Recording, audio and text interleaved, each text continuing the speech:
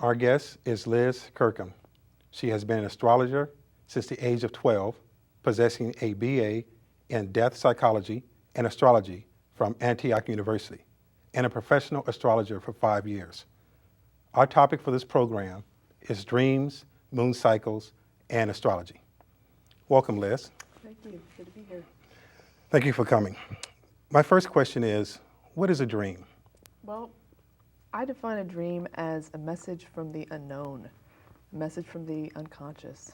Analogy that what we kind of do in our day-to-day world is just that tip of our experience, and then there's this whole iceberg underneath the ocean, or the rest of the iceberg underneath the ocean.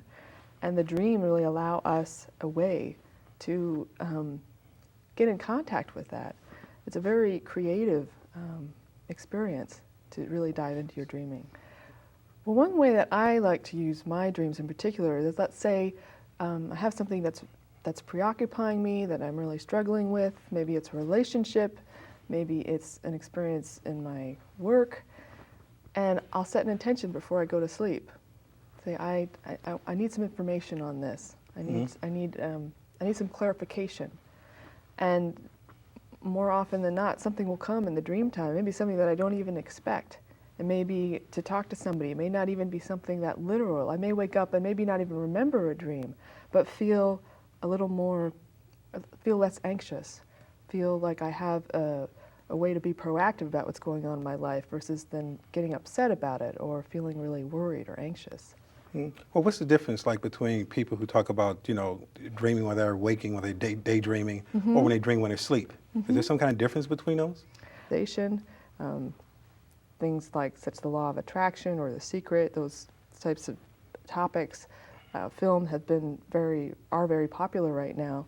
And I think one of the powerful things behind that is that our ability to visualize and fantasize and imagine what we want hold a lot of power, and something that people are more and more experimenting with.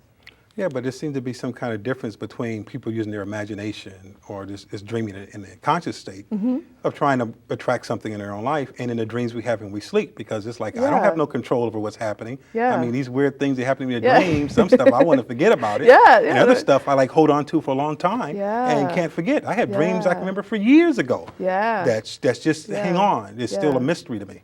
Well, part of the difference between, say, visualization versus the dream time, dreaming when you're asleep, is that you don't have control over your dream when you're asleep. And so, in my mind, it's more of a yin or feminine receptive experience than more of an active fantasy or more of an active visualization of this is what I want, and you're exerting some control over that, versus in the dream time you don't have control unless you're lucid dreaming, which is a little different, and that's more rare. But I think one of the really lovely things about dream time versus doing visualizations or fantasy is that dreams don't lie. Even though we might want them to, if you really, part of changing where you're at, if you do indeed want to change where you're at and you're struggling with something, is accepting where you're at. And so dreams offer a really valuable window into what our true feelings are about a topic. And again, it may be something that we're in denial about or that we don't really want to look at, but they're very valuable tools, a very valuable, form of communication for you to get with that experience.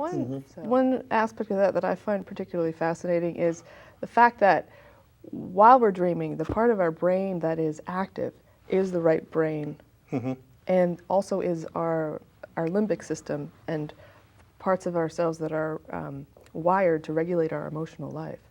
And so more recently folks have shown more and more interest in that, like there's a bestseller, Emotional Intelligence, folks even talking about working in teams and work in your day-to-day work, and how you have to be attuned not only to how you're feeling but how other people are feeling for that to work. So the reason I bring that forward is because in our dream life we're also using that kind of that part of our brain. So when I say dreams don't lie, they really don't lie about how we feel about something.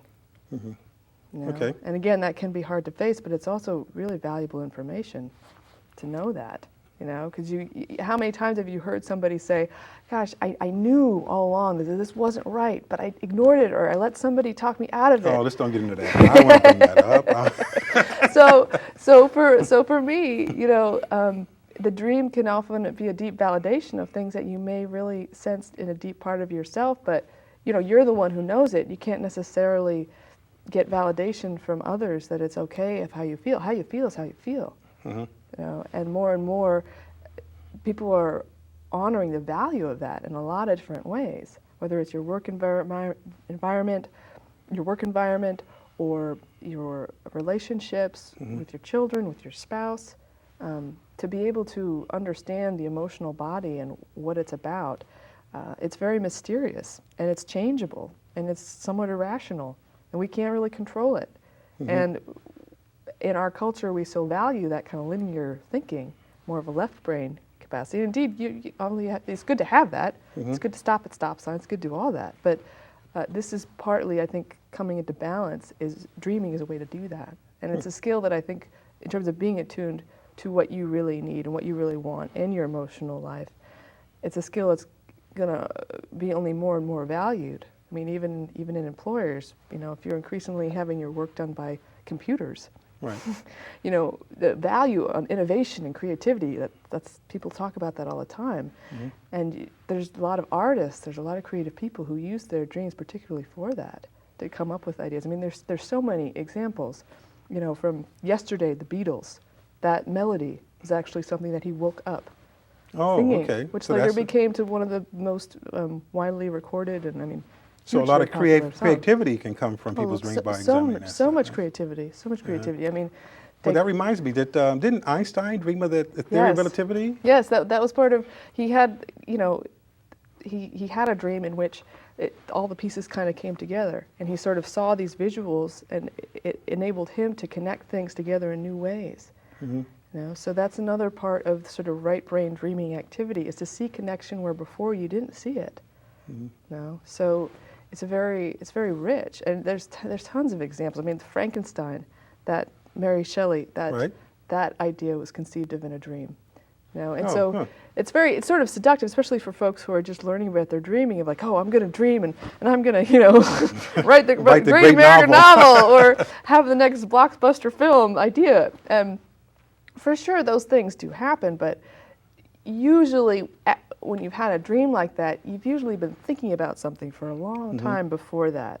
So it's not just like one moment you wake up and, you know, boom, you've got the theory of relativity. This is something that he dedicated his life to. So, and also after the dream, it's like, for instance, the example with Mary Shelley, she came up with the idea for Frankenstein in her dream, and then, you know, she just got glimpses of it, and then she fleshed it out herself, which took time and dedication, and Right. you know, the fact that she was a good writer already.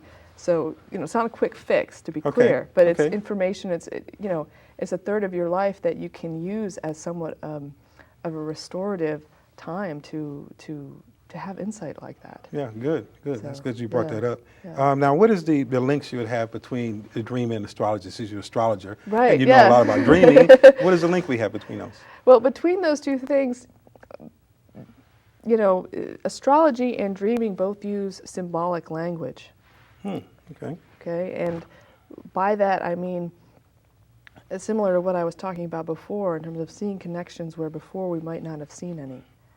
You know, and anybody's probably, a lot of folks have had that experience where you had a fight, or you had an experience where it just didn't quite make sense, and then maybe 2 years later, you all of a sudden are like, oh, okay, I now know why that person acted that way, or I now know, you know, why I was having that challenge, where things just kind of all fall into place, those kind of moments. Does that make sense? Yeah. And both astrology and dreaming allow an individual a sense of something larger than yourself, a sense of meaning of what goes on to your day-to-day.